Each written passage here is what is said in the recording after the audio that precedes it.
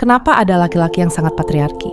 Analisis psikologis, pola asuh, dan inner child. Kalau kita ingin adil, kita tidak bisa hanya mengkritik perilaku laki-laki patriarki tanpa memahami akar penyebabnya. Karena tidak ada manusia yang lahir langsung ingin mendominasi.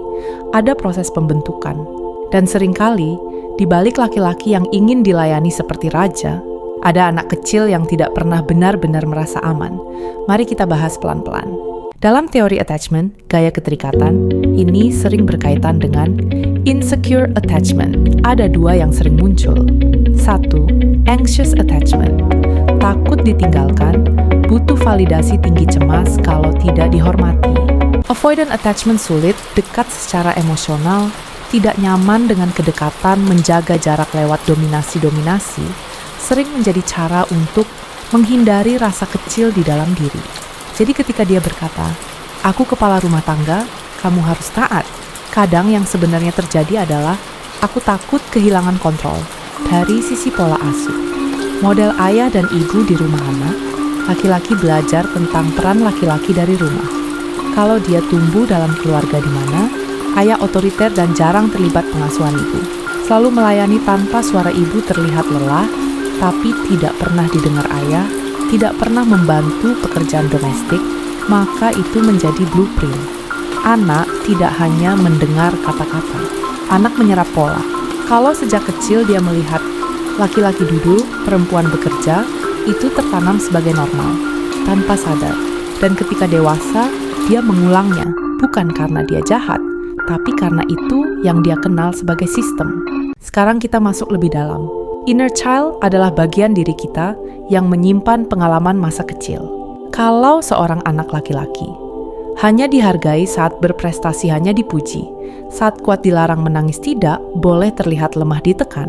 Untuk selalu jadi laki-laki sejati, maka dia tumbuh dengan luka tersembunyi.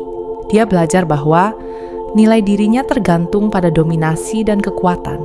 Jadi ketika dewasa, dia merasa harus selalu terlihat superior. Karena kalau tidak, dia merasa tidak berharga. Laki-laki patriarki seringkali tidak sadar bahwa yang mereka pertahankan bukan kehormatan, tapi luka. Budaya maskulinitas. Toksik dalam banyak budaya, termasuk di Indonesia, anak laki-laki sering diajarkan, jangan cengeng, jangan lembek laki-laki. Harus kuat laki-laki, tidak boleh kalah laki-laki, harus menguasai. Ini membentuk apa yang disebut toxic masculinity. Bukan berarti maskulinitas itu buruk, tapi maskulinitas yang kaku dan menekan emosi itu berbahaya. Karena laki-laki jadi sulit meminta maaf, sulit mengakui kesalahan, sulit mengakui ketidakmampuan, sulit meminta bantuan, maka lebih mudah untuk memerintah daripada bekerja sama. Lebih mudah untuk menuntut daripada berempati. Kenapa nafkahnya kadang minim tapi egonya tinggi? Ini menarik. Sering kita melihat nafkah biasa saja tapi tuntutan besar. Secara psikologis, ini bisa berkaitan dengan fragile ego rapuh. Orang dengan ego rapuh sering sangat sensitif pada kritik, mudah tersinggung, sulit menerima kekurangan diri. Karena dia merasa tidak cukup secara finansial atau pencapaian, dia mengganti kekurangan itu dengan kontrol. Jadi, ketika dia tidak bisa unggul secara ekonomi, dia ingin unggul secara kuasa. Itu kompensasi psikologis. Laki-laki egaliter biasanya punya apa? Sebaliknya, laki-laki yang tidak patriarki sering punya secure attachment, terbiasa berdialog di rumah, melihat ayahnya terlibat pengasuhan, dihargai bukan hanya karena prestasi, diizinkan mengekspresikan emosi.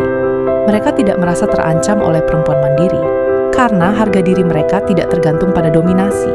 Mereka tidak perlu membuktikan diri dengan menguasai. Mereka cukup dengan bertanggung jawab. Apakah laki-laki patriarki bisa berubah? Bisa, tapi hanya jika dia sadar ada luka. Dia mau refleksi, dia mau terapi atau belajar, dia mau meruntuhkan ego. Tanpa kesadaran, perubahan hampir mustahil.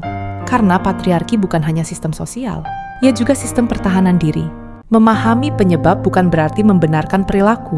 Kamu boleh berempati pada luka masa kecil seseorang, tapi kamu tidak wajib menjadi tempat rehabilitasi.